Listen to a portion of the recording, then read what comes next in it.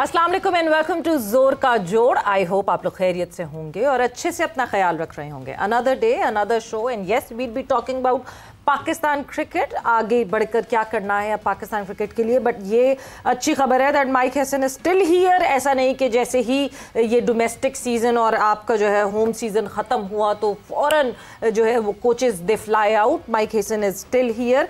एक कैंप लगा जिसको ट्रेनिंग कैंप तो सब ऑब्वियसली पाकिस्तान क्रिकेट बोर्ड की प्रेस रिलीज भी कहती है, but it is more of a feedback camp जिसमें जो है माइक हैसन सारे लड़कों को देखना चाहते हैं। 3 दिन का एक कैंप है जो 5 जून तक चलना है। उसके हवाले से क्या क्या अपडेट्स हैं उसके हवाले से भी डिस्कशन होगी। साथ ही साथ क्या डोमेस्टिक को मैंडेटरी बनाने की बात जो हो रही थी अब तक, अब क्या वो ऑफिशियल होने वाली है कि नहीं, इसके हवाले से भी डिस्कशन होगी। मैं हूँ सबीरा पाशा और मेरे साथ मौजूद है हाफिज़ मोहम्मद इमरान। और बिल्कुल सवेरा जैसे भी आपने जिक्र किया कि माइक हैसन यहाँ पर हैं, पाकिस्तान के नुक्ता निगाह से ये कुछ इतना गैर मामूली लगता है। पाकिस्तान का हेड कोच और पाकिस्तान में लग रहा है ये भी एक गैर मामूली चीज़ है। लेकिन साथ ही साथ जो डोमेस्टिक क्रिकेट के हवाले से, प्लेयर्स के हवाले से पाकिस्तान क्रिकेट बोर्ड अपना मुस्तकबिल कैसे आगे बढ़ाना चाह रहा है। कुछ लगभग 40 खिलाड़ियों का जिक्र हो रहा है। पाकिस्तान टीम की टेस्ट टीम की कप्तानी के बारे में भी बातचीत हो रही है, क्योंकि चंद रोज़ कबल एक मुलाकात हुई पाकिस्तान क्रिकेट बोर्ड के चेयरमैन की team manager, chief operating officer, director national cricket academy और उनके साथ सलमान अली आगा के अकलौते खिलाड़ी उसमें मौजूद थे। तो ये भी चेमगोइयाँ हो रही हैं कि क्या वाक़तन ऐसा तो नहीं है कि शान मसूद के बाद अगर टेस्ट टीम की कप्तानी सलमान अली आगा के पास तो नहीं जा रही है। बस तमाम चीज़ें हैं जो कि क्रिकेट के हलकों में ज़ेर बहस है, इन पर गुफ्तगू करेंगे। हमारे साथ मौजूद हैं पाकिस्तान क्रिकेट टीम के साबिक मैनेजर जनाब असर जैदी साहब। अस्सलाम वालेकुम जैद साहब। वालेकुम। बहुत बहुत शुक्रिया आपका। क्रिकेट तजज़ियाकार जनाब राय अजलान साहब भी हमारे साथ मौजूद हैं। अस्सलाम वालेकुम राय साहब, बहुत बहुत शुक्रिया आपका। जैद साहब, आप समझते हैं कि वाक़तन अब अगर सलमान अली आगा T20 टीम के कप्तान हैं पाकिस्तान के, रिजवान वनडे टीम के कप्तान थे, इनको T20 टीम का कप्तान बनाया गया है, तो अब एक वक्त है कि तीनों जो फॉर्मेट्स हैं उनकी कप्तानी सलमान अली आगा के सुपुर्द कर दी जाए?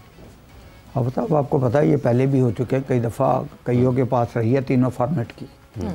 और मैं नहीं समझता कि 20 और वनडे की अगर एक ही बंदे को दे दी जाए तो कोई उसमें बुरी बात नहीं है। टेस्ट टीम बिल्कुल इंटायरली डिफरेंट होती है। उसके लिए आपको 5 दिन के लिए बंदे को फिट होना भी ज़रूरी है, उसके दिमागी तौर पे भी उसको 5 दिन शो करना है अपनी परफॉर्मेंस। बाकी T20 और वनडे में अगर एक के पास होगी तो वो खिलाड़ी भी जल रहते हैं, वो कप्तान से भी समझते हैं कि यार ये वनडे में नहीं रखेगा। तो बहुत सारी चीज़ें, रेड बॉल का कप्तान एक अलग बिल्कुल होना चाहिए, कोई ऐसी वो नहीं है। वाइट बॉल का और अलग, रेड बॉल का आपको शायद मैंने पिछले प्रोग्राम में कहा था कि ये जनाब कोई बाहर नहीं हुआ, ये सब पूल के खिलाड़ी हैं।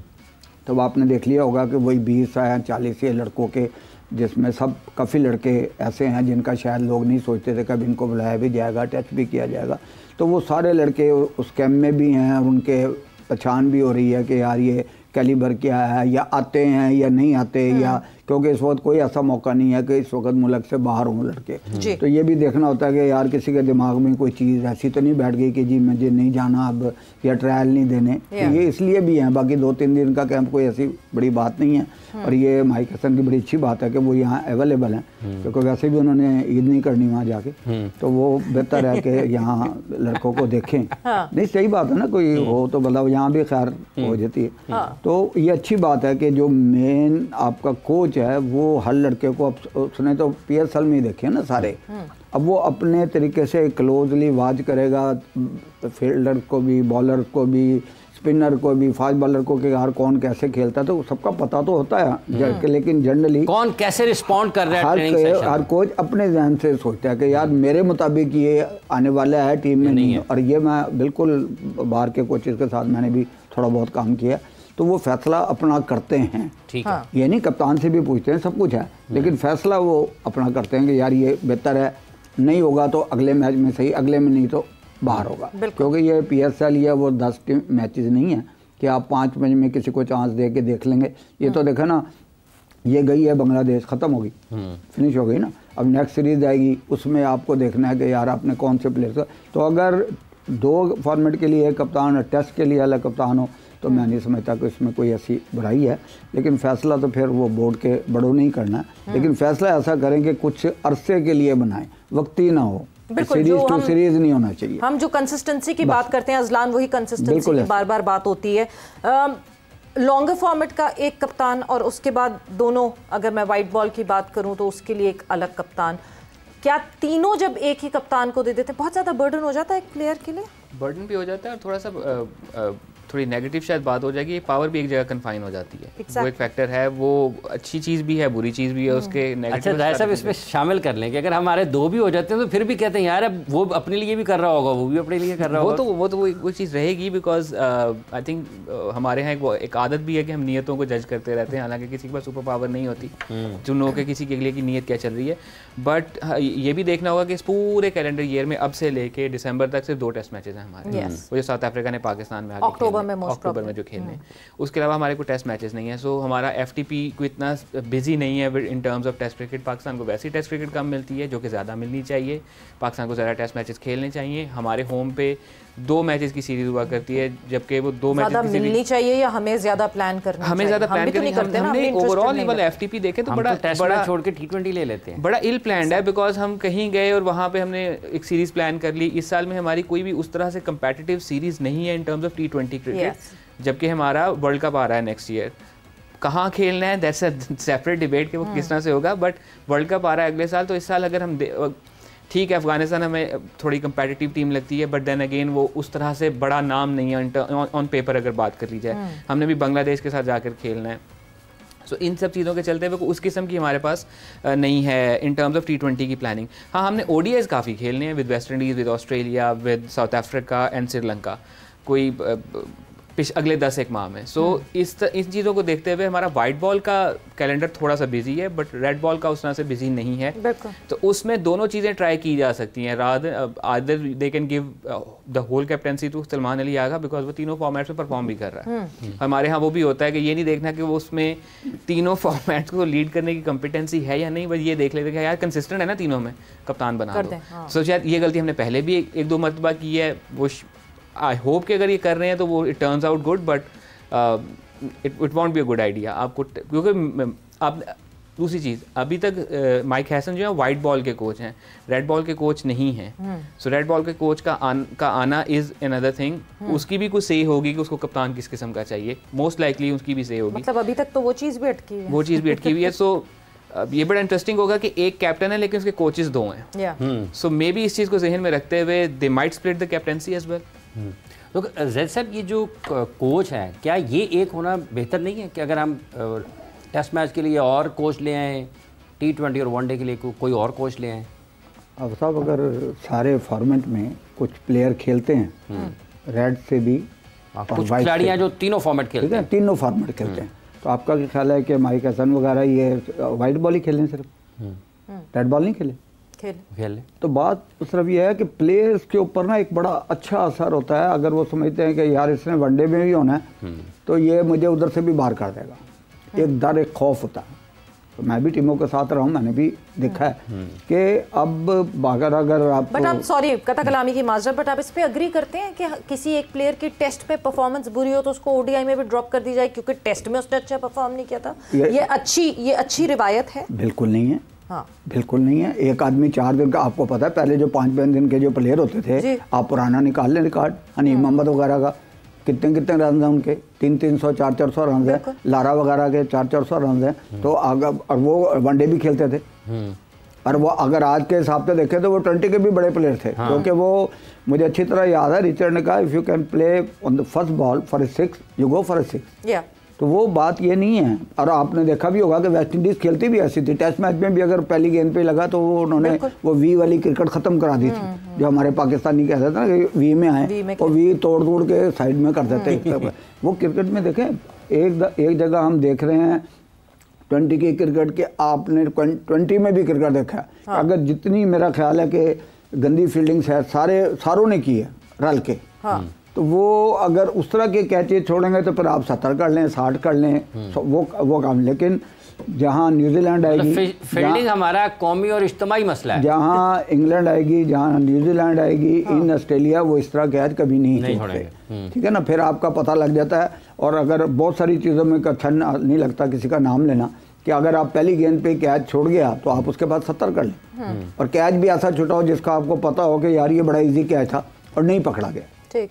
तो वो बहुत सारी चीज़ों में ठीक है, क्रिकेट बाई चांस है, कैच छूटते भी हैं, ये पार्ट ऑफ द गेम है, लेकिन मैं नहीं समझता कि अगर असर एक रहता है कि यार ये बंदा अगर कप्तान है वनडे का भी और 20 का भी, तो इसका नहीं, बट जैदी साहब मैं बात ये पूछ रही थी क्योंकि हमारे यहाँ एक रिवायत है, एक लड़का जिसने टेस्ट में नहीं परफॉर्म किया और वो अगर ओडीआई की टीम में भी होता है तो उसको आप ओडीआई से भी बाहर कर देते हैं क्योंकि उसने टेस्ट में भी परफॉर्म नहीं किया। क्या ये तरीका सही है? आप इसको इतने अरसे से आप स्पोर्ट्स को कवर कर रही हैं, बड़े अरसा से मैं भी देख रहा हूँ, आया ठीक है नहीं है ना ठीक। अगर आप वनडे में परफॉर्म कर रहे हैं और अगर आप सिर्फ 20 के प्लेयर हैं कि 2 ओवर पहले कर सकते हैं, 2 बाद में कर सकते हैं, बहुत सारे बंदों को मैं जानता हूं जो नया गेम करके उसके बाद का इंतजार करते हैं और वो बाद में कुट भी खाते हैं 2 ओवरों में, अच्छी खा लेते हैं, पहले वाले भी गुआ देते हैं जो उन्होंने असर किया था।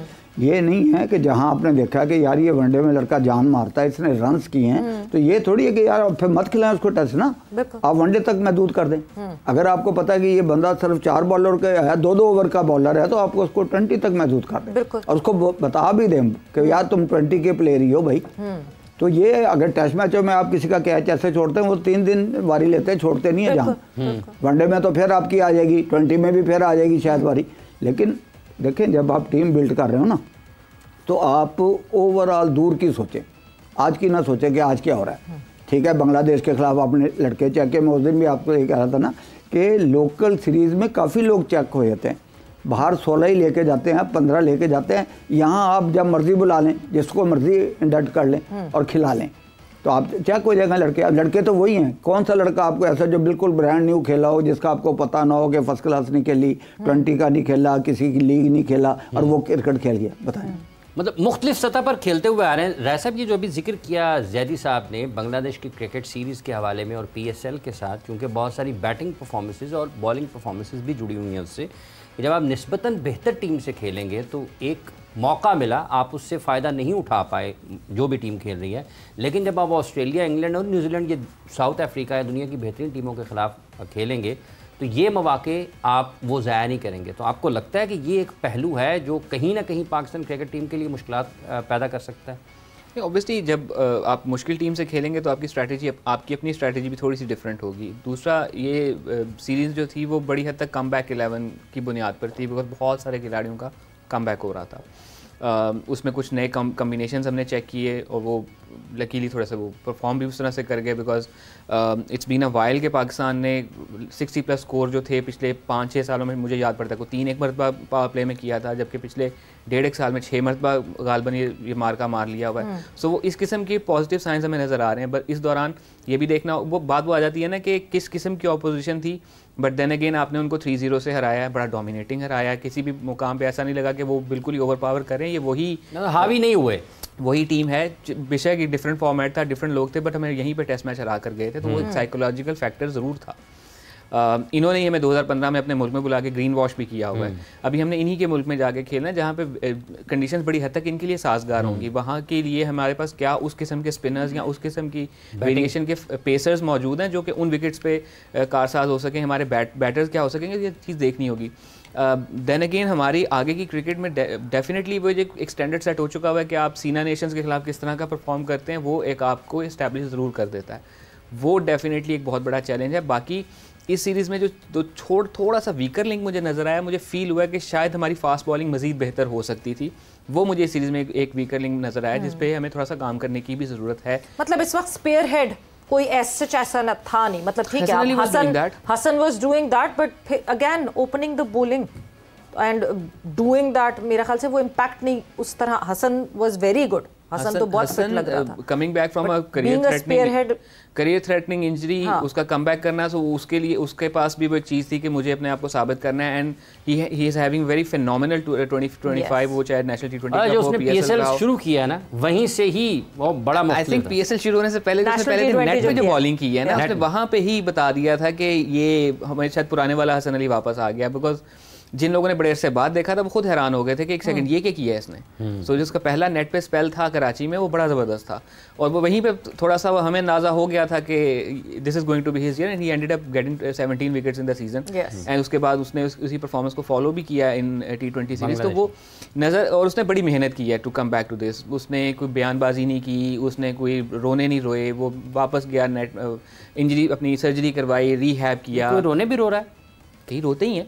अच्छा, उसकी बात नहीं कर रहा, मगर उसकी मुझे स्ट्रेटजी पसंद आई, उसका मुझे तरीकाकार पसंद आया कि इंजरी हुई, सर्जरी करवाई, रिहैब किया, NCA गया, प्रैक्टिस की, कम बैक किया, विकेट्स ली, एंड बहुत डेडिकेशन से ट्रेनिंग एंड बहुत डेडिकेशन से वही हार्ड वर्क। हम हमेशा अजहर साहब यही कहते हैं कि जहां आपको जिस तरीके से मौका मिले, आप वो हार्ड वर्क अगर कर रहे हैं और जेन्युइनली हार्ड वर्क कर रहे हैं तो ऐसा नहीं हो सकता कि वो आपको पे ऑफ ना करे। और हसन अली की शक्ल में हमें दिखा वो, और ये this is not the first time. इससे पिछली दफ़ा भी जब वो इंजर्ड होकर बाहर हुए थे, वो वही हार्ड वर्क कर कर आए थे।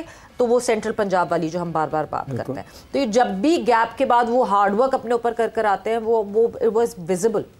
देखिए, क्रिकेट की मेहनत जो है ना इंटायरली डिफरेंट है। रोना पीटना बिल्कुल इंटायरली डिफरेंट है।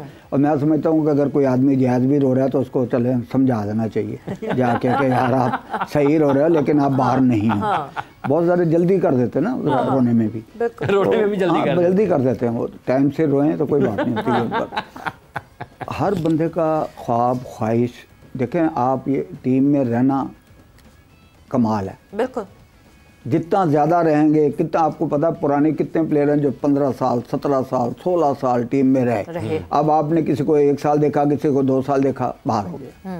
ठीक है, तो ये मेहनत करके, मैं हसन अली को पर्सनली भी जानता हूँ, मेरे साथ पूरा सीज़न भी खेला, तो वाकई वो मेहनती, बैटिंग में भी बॉलिंग में भी पता लगता है कि यार ये मेहनत कर रहा है। और भी लड़के हैं, ये नहीं कि यही करते हैं, बहुत सारे लड़के नेट पे हमारे आते हैं, 2 बजे लड़कों को बुला लेते हैं, उनको पैसे चीज़ें भी देते हैं, यार बॉलिंग करो, तो ये अच्छी बात है, इसमें कोई बुराई नहीं है। फिटनेस आपकी जब होती है, जब आप भी हैरान हो रही हैं, बाकी भी हैरान हुए कि यार हसन अली भाई बड़ा फिट हो गया है। लेकिन फिर वही है कि जब बेहतर टीम में आ जाएंगी, अच्छी टीम में आ जाएंगी, और जो आपको पता है साउथ अफ्रीका, ऑस्ट्रेलिया, इंग्लैंड जब करके आ जाए ना सारा, तो वो वर्ल्ड क्लास बॉलर भी बन जाता है, वर्ल्ड क्लास बैट्समैन भी उसी को कहा जाता है। ठीक है ना, अभी 2 वर्ल्ड क्लास बॉलर थे हमारी, जो सीरीज है हमारी दोनों जिताई, नुमान ने और साजिद ने। कहाँ है वो?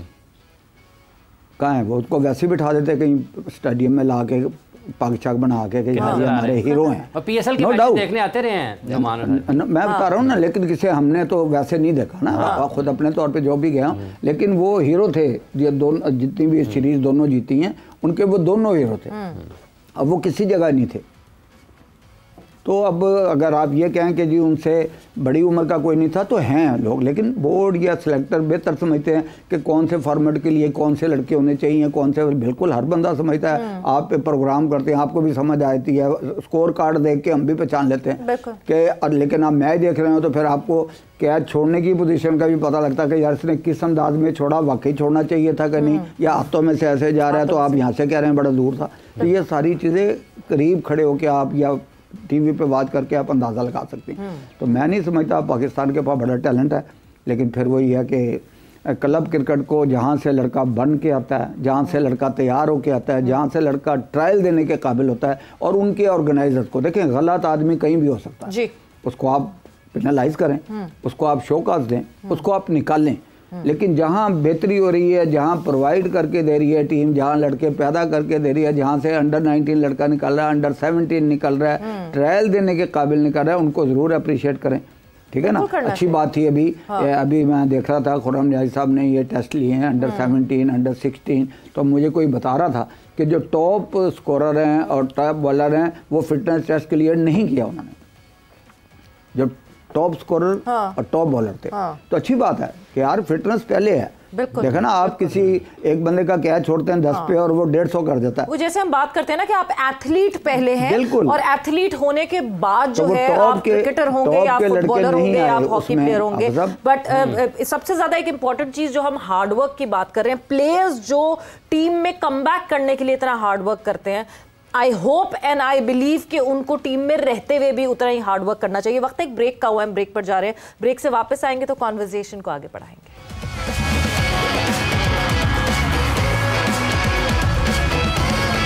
एंड वेलकम बैक टू जोर का जोर। डिस्कशन हमारी हो रही है अबाउट द प्लेयर्स जिन्होंने एक अच्छी परफॉर्मेंस दिखाई अभी रीसेंट सीरीज में, एंड ऑब्वियसली पीएसएल में भी वो अच्छी परफॉर्मेंस, कंटिन्यूएशन की बात हो रही है, माइक हेसन के हवाले से बात हो रही है, बट कमबैक्स की भी बात हो रही है। असलान, ब्रेक पे जाने से पहले हम यही बात कर रहे थे कि जो प्लेयर्स टीम में कमबैक करना चाहते हैं उनका level of effort entirely different होता है, एंड वंस जब उनको लगता है कि हाँ जी now they are the permanent member of the team, तो वो हार्डवर्क कम हो जाता है। नॉट जजिंग एनीवन, मगर जनरली वो हार्डवर्क कम हो जाता है।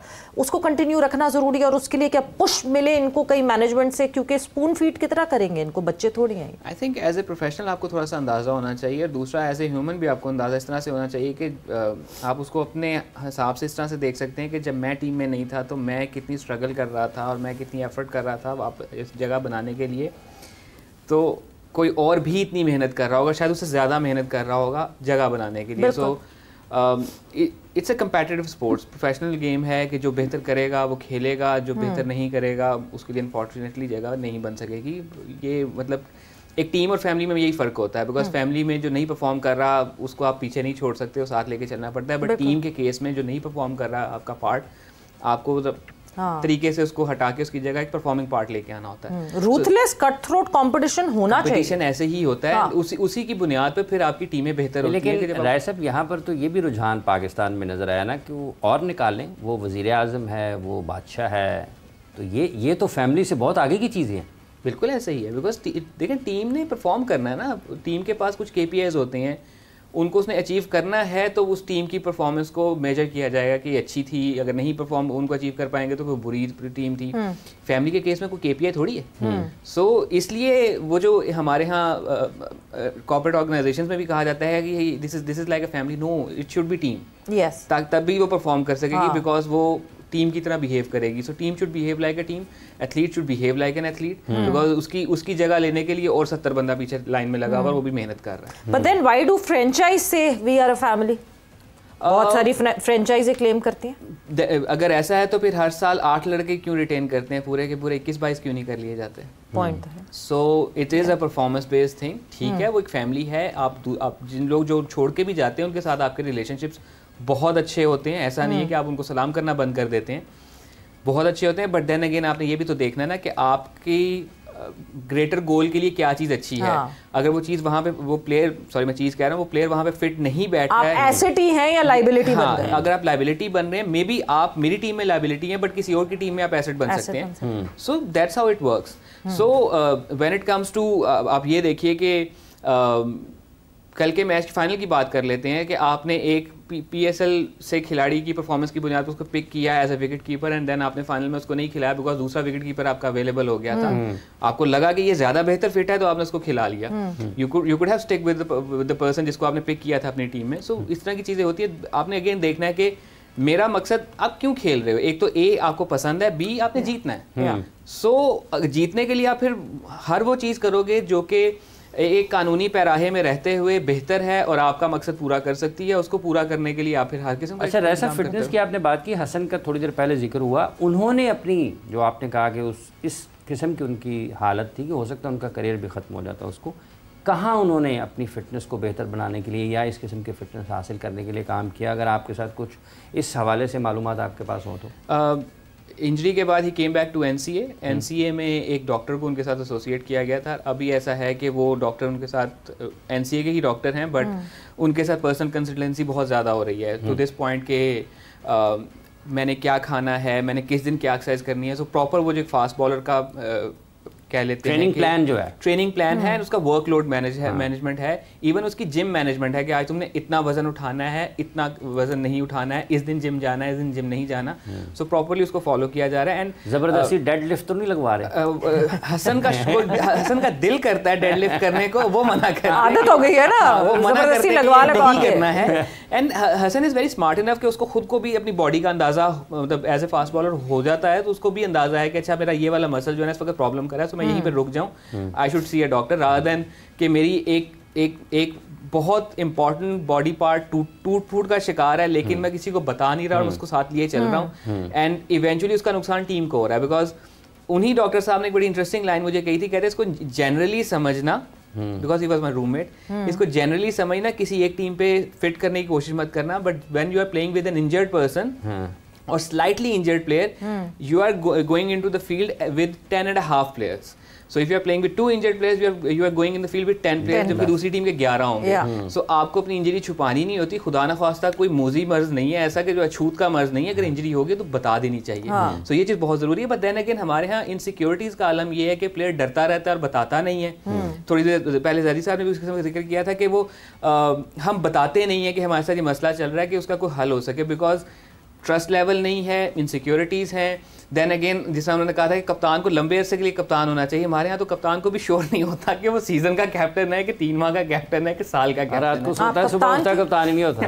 आप कप्तान की बात करें, कोचेस के साथ ऐसे हो चुका है, रात को डिनर तक वो कैप्टन सुबह कैप्टन नहीं है। बिल्कुल, ये जरी साहब ये तो है, ये ट्रस्ट की बात तो है, मगर कितना इम्पोर्टेंट हमारे एथलीट्स के लिए, बिकॉज मैं दुनिया के जब एथलीट्स को सुनती हूँ, उनकी बातें सुनती हूँ, they are well aware of the nutritions they need, कितना उनको जो है अपना मसल बनाने के लिए कितना क्या खाना है, कितने कार्ब्स लेने हैं, कितने प्रोटीन्स खाने हैं, उनको ये अच्छी तरह पता है। उनको पता है कि उनकी फिटनेस रिजीम क्या होनी चाहिए। एक फास्ट बॉलर है तो उसको कौन कौन सी ट्रेनिंग करनी है, एक बैटर है तो उसको कौन कौन सी ट्रेनिंग करनी है, उसकी कौन कौन सी मसल स्ट्रांग होनी चाहिए।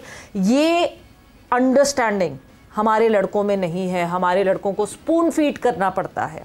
कैसे ये बढ़ाई जाए? ये डिफरेंट चीज़ें हैं। साउथ अफ्रीका में था टीम के साथ जी, तो वहाँ डॉक्टर साहब का प्लान चल रहा था, तो मुझे कुछ लड़कों ने कहा कि ज़ादी साहब ताड़ी मेहरबानी है, कढ़ाई गोश्त खवा दो सानू तो बॉलिंग देख लेना आप हमारी। कहते हैं खा के ना बर्गर ते है चीज़ां ते है बट्टर ते ये चीज़ें से नहीं, क्योंकि वो रूटीन नहीं बनाई गई। वो देखा ना, अगर आप शुरू से ये चीज़ें करते आ रहे हैं, कई प्लेयर तो ऐसे आते हैं पानी में नाश्ता नहीं किया, तो भाई आपकी गलती है ना। आप खेलने आए, मैच शुरू हो गया, नाश्ता नहीं किया, ये आपकी गलती है। आप निकाल के रख के हैं घर में, आप चाहे रस खा लें, डबल रोटी रस खा लें, कुछ भी खा लें, व्हाट्सएवर। आपको मैंने वेस्ट इंडीज के प्लेयर को देखा था, क्रिकेट में जाते जाते लोग हलवा पूड़ी खा के जाते हैं रात को, यकीन करें वो लिस्ट बना के ना अपने बैग को तैयार करते थे कि ये गार्ड है, एब्डोमिनल गार्ड है, टेस्ट ये चीज़ें हैं, ये पूरा बैग रात को। यहाँ ग्राउंड में जाके पूछो यार मैं उत्थे भूला है। और बहुत सारे बंदे आप यूज टू होंगे अपने मोबाइल के, किसी को आप दे दें वो आपको मुश्किल पड़ेगी। तो अपने सामान का गेयर का, क्रिकेट में बहुत सारी चीज़ें ऐसी हैं। आपने शोएब मोहम्मद को देखा होगा, फटे वो पैर से खेलता था लेकिन वो कहता था ये लकी है। बहुत सारी चीज़ों को मैंने इस तरह बहुत देखा है। और डाइट में बिल्कुल, मैंने मियाँ दास से एक बार पूछा, उसने कहा यार मैं इतने साल से क्रिकेट खेल रहा हूँ, मुझे पता मेरी बॉडी के लिए क्या बेहतर है, ठीक कितनी मुझे एक्सरसाइज करनी चाहिए। अब आप अगर इमाम को कहेंगे आप 500 सीढ़ियाँ चढ़ जाएं, नीचे आ जाएं, तो फिर नीचे आके तो फिर आप सोच लेंगे क्या होगा। तो उसके बाद ऊपर नहीं चढ़ पाएंगे। का जो कहने का मकसद था ना, उसकी बात मैं ये समझ रहा था कि यार मैं इतने अरसे से क्रिकेट खेल रहा हूँ और फिट हूँ टीम में, तो मुझे पता है कि मुझे कितनी, अगर मुझे एक बंदा ज़बरदस्ती कहे स्टेडियम की यार ये पूरे छत को हाथ लगा के हो फिर नीचे हो, तो शायद वो मैं नहीं कर सकता या नहीं करूँगा। तो क्योंकि फिर उनकी माननी भी पड़ती है। जो फिर इस लेवल का प्लेयर होता है उसको फिर वो कहते हैं और साइड पे हो गए तो चल कर ला जो भी करना। तो ये सारी चीज़ें चलती हैं। नहीं, बट ये प्लेयर्स अपनी वेलबींग के लिए नहीं सोच सकते, इतने पैसे कमाते हैं ये प्लेयर्स, कम पैसे नहीं कमाते। एक अपना पर्सनल ट्रेनर या एक पर्सनल न्यूट्रिशनिस्ट रख लें, बहुत सारे अपने ऊपर काम करना चाहिए। इतनी महंगी महंगी गाड़ियाँ खरीदते हैं, इतने ब्रांडेड कपड़े खरीदते हैं, वो यहाँ मेहनत करनी चाहिए। वो काफ़ी खरीदते नहीं है, गिफ्ट मिलते हैं। अच्छा। लोग ले जाते हैं, देते हैं, बहुत सारे बंदे नहीं खरीदते। और मैं तो उस अंडर 19 के साथ भी रहा हूँ जिसके सारे प्लेयर अब टेस्ट प्लेयर हैं। और मेरी जो टीम थी, वसीम अकरम, वकार यूनस, सईद अनवर, इजाज अहमद, वो लोग थे, सारा कप 98। क्या वो टीम देख लें तो वो लेजेंड ही हैं सारे बड़े। तो अल्लाह का शुक्र है वहाँ भी जो देखा, जो हमने कहा, नो डाउट कि आदमी अल्लाह में इज्जत देता है। उनके साथ वालों को भी गिफ्ट मिलते होंगे? जरूर मिलते हैं, बल्कि जब किसी की वाइफ जाती है और खाना करते हैं लोग देते हैं, ऐसी बात नहीं है, मिलनी चाहिए। लेकिन फिर ये है कि जब जिसको जितना मिल जाता ना, वो फिर अपना नीचे नहीं देखता, ऊपर देख कि यार हमारे टीम में भी ऐसे प्लेयर हैं।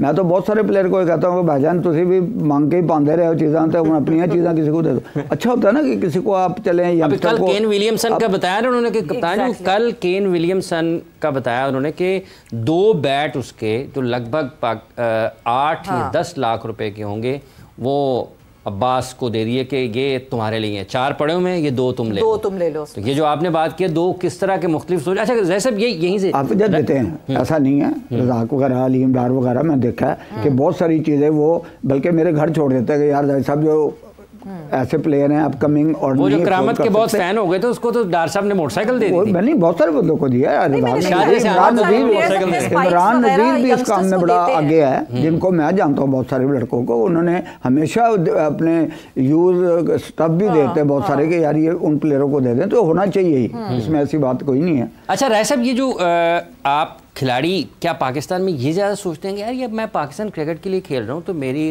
ग़िज़ा के लिए किसी माहिर उसका बंदोबस्त करना, किसी अच्छे डॉक्टर का बंदोबस्त करना, ये पाकिस्तान क्रिकेट बोर्ड की जिम्मेदारी है, वो करे। इस वजह से भी आपको लगता है कि कुछ ज़्यादा इस अंदाज से ना सोचते होंगे यार हम खुद कुछ आप भाग दौड़ कर लें अपने लिए? तीनों तरह के माइंडसेट्स मौजूद हैं। एक माइंडसेट ये भी है कि since I am their employ so they should look after me. एक वो वाला माइंडसेट भी है जिसको पता ही नहीं है। एक वो वाला माइंडसेट भी है जो कहता है कि ठीक है बोर्ड और फ्रेंचाइज की अपनी जिम्मेदारियां तो हैं बट मेरी अपनी भी कुछ जिम्मेदारियां। So I know a fast bowler जो अपना खुद एक अलग से बैग कैरी करता है जिसमें उसकी टेप्स, उसके इलेक्ट्रोलाइट्स, उसके जो दीगर दवाइयाँ वगैरह उसके लिए होती हैं वो अपनी खुद से परचेज करके साथ कैरी करता है, बिकॉज ये मेरी वेलबींग के लिए रादर देन कि मैं किसी का वेट करूँ कि खुदा ना ख्वास्ता मुझे कुछ हो जाता है तो वो जितनी देर में आता है तो मेरे पास मेरा अपना सामान मौजूद है। तो तीनों तरह के माइंडसेट्स मौजूद हैं। सो बेहतर यही है, बात वही आ जाती है ना कि आपकी अवेयरनेस लेवल किस मुकाम तक की है। अगर आपकी अवेयरनेस लेवल इस लेवल की है कि मी बीइंग एन एथलीट मेरी अपने ऊपर इन्वेस्टमेंट मतलब, लेकिन इसमें एक और चीज़ भी आ जाएगी ना, अगर खुदा ना खास्ता किसी ने कोई ऐसी चीज़ ले ली है, बाद औक़ात अद्वियात में कुछ ऐसी चीज़ें होती हैं कि जो कि आपको बाद में डोपिंग में तंग करती हैं, तो वो कहेगा आप इसने खुद किया है। उसमें ऐसे है, उसमें ऑब्वियसली फिर आप डॉक्टर से कंसल्ट करके प्रिस्क्राइब चीज़ें ही इस्तेमाल करते हैं। एंड बहुत सारी चीज़ें हैं कि जो कि डोपिंग के ज़मरे में आ जाती हैं और उस पर बड़ी स्ट्रिक्ट पॉलिसी भी है। इस दफ़ा तो यहाँ तक की स्ट्रिक्ट पॉलिसी थी ड्यूरिंग PSL के प्लेयर्स का तो रैंडम डोपिंग टेस्ट होता ही होता है। मैनेजमेंट का भी किसी भी वक्त रैंडम डोपिंग टेस्ट हो सकता है। मैनेजमेंट का भी हो सकता है। अच्छा सर साहब, ये जो प्लेयर्स की एहसास से बदारी है, चूँकि हम अगर ग्रास रूट की बात करते हैं, ये खाने पीने का और इन तमाम चीज़ों का क्लब क्रिकेट अगर आपकी बिल्कुल उरूज पर हो, फाल हो, हर तरफ आपको क्लब क्रिकेट होती नज़र आए तो उसमें किस हद तक आपके ख्याल में ये चीज़ें ज़्यादा मदद दे सकती हैं? क्योंकि आप हर वक्त क्रिकेट खेलेंगे ना, मैचेस ज़्यादा खेलेंगे, अगर आप इन्फ्लुएंस कर सकती हैं उस एज फ्रेम। आप पुराने नेटों पे जाने वाले हैं, आपने बहुत सारे नेट देखे होंगे कि जैसे ही नेट ख़त्म होता था ना तो जो भी टीम का बड़ा होता था या चलाने वाला होता था वो बैठ के उनको समझाता था कि यार आपने ये नहीं करना, आपने जल्दी सो जाना है, सुबह मैच है 8:30 पहुंच जाना है। ऑफ द फील्ड बहुत सारे लड़कों को समझाने की ज़रूरत है। देखो ना, हमारे बहुत सारे जो यंगस्टर हैं, जो बहुत सारे प्लेयर हैं, वो छोटे इलाकों से आए हुए हैं और वो बेचारे आके ग्रूम हुए हैं, यहाँ टीमों में खेलने हैं, तब उनको पता लगा कि यार ये, क्योंकि वहाँ एकदम अच्छा कुछ, जब आप पाकिस्तान लेवल पे जाते हैं तो वहाँ माहौल ही कुछ और होता है, खाने पीने का, लंच का। लेकिन जो क्लब लेवल होती है उसमें तो नान चने, नान तलीम, बहुत सारी मीठी, अगर कोई डिश लाए तो खरबूजे ले आए 5 किलो। तो ये सारी चीज़ें, लेकिन वहाँ से प्लेयर बना है, ये नहीं कि नहीं बना। मिंटो पार्क, MU कॉलेज, ये LRC, ये बड़ी जगहों से लोग, बड़े प्लेयर निकले हैं। मैं आज तक उन लोगों पर बहुत हैरान हूँ कि ये प्लेयर हमने बनाया क्लब नहीं है। हाँ। जो भी जहाँ से बना वो टीम क्लब से है। आप कॉलेज में चले गए, वहाँ से आपने पकड़ लिया, किसी डिपार्टमेंट में चले गए, वहाँ से आपने पकड़ लिया, कहीं से भी आपने पकड़ा। लेकिन आप ये सोचेंगे इसकी बिगनिंग कहाँ से हुई, कहाँ से उसने क्रिकेट सीखी, कहाँ वो ट्रायल देने के काबिल हुआ। तो हमेशा मैं इसीलिए कहता हूँ कि अच्छे ऑर्गेनाइज़र को, अच्छी टीमों को अप्रिशिएट करना चाहिए और ऑर्गेनाइजर भी को, जो भी हो, चाहे रीजन के सदर हों, चाहे डिस्ट्रिक्ट के सदर हों, उनको अप्रिशिएट, गलत हर जगह हो सकते हैं, आप उनके ऊपर चेक एंड बैलेंस रखें। बोर्ड फादर फिगर है, पकड़े, बिल्कुल पकड़े और सज़ा भी दे। और अच्छा है ये अब इस वक्त खुर्रम न्याई साहब वगैरह एक अच्छी एक स्ट्रिक्ट पॉलिसी है जो ला रहे हैं, वो सबके लिए अच्छा है कि चाहे वो मेरा बच्चा हो, चाहे वो किसी का बच्चा हो, लेकिन जो भी रूल हो, रूल फॉर एवरीवन होना चाहिए, एवरीवन। ये ना हो कि कोई बच के इधर से निकल जाए, उधर से आ जाए। लेकिन जैदी साहब, एक जगह पर बोर्ड खिलाड़ियों को पैसे दे रहा है और उनकी फिटनेस को बरकरार नहीं रख पा रहा, और एक जगह पर बोर्ड किसी को कुछ दे ही भी नहीं रहा और उनकी फिटनेस के ऊपर बहुत सख्ती कर रहा है। सर जी, बिल्कुल होना चाहिए, जिनको पैसे दे रहे हैं उनके ऊपर ज्यादा होना चाहिए। कि देखें ना, चेक एंड बैलेंस कहते हैं भी इसी चीज को है ना, कि आपके अगर आपने क्लब वाली बात की वो बहुत जरूरी है और उस पर बिल्कुल फोकस करना चाहिए, क्योंकि ये एक ऐसी चीज है जो पाकिस्तान क्रिकेट बोर्ड की जिम्मेदारी शेयर हो रही है, वो जिम्मेदारी शेयर करने के लिए इतने लोग हैं who are looking forward to it कि आपके लिए वो काम कर रहे हैं अपने पैशन की वजह से. So why not appreciate them and why not take advantage of their passion. So Pakistan cricket board जो हर चीज़ को जो है वो सेंट्रलाइज करने की कोशिश कर रहा है, बराए मेहरबानी उसको डिसेंट्रलाइज कर दे. बहुत सारे पैशनेट लोग हैं यहाँ पे जो करना चाहते हैं अपने मुल्क के लिए कुछ, जो देना चाहते हैं क्रिकेटर्स इस मुल्क को. सो आपकी मदद करेंगे वो. सो आप लोग को सोचना चाहिए इसके हवाले से. But with that thank you, बहुत बहुत शुक्रिया फॉर बीइंग हियर. वक्त यहाँ पे जोर का जोड़ का ख़त्म हो गया है. सवेरा पाशा को और हाफिज़ इमरान को इजाज़त दीजिए. अपना बहुत ख्याल रखिएगा. टेक केयर, बाय बाय, अल्लाह हाफिज़.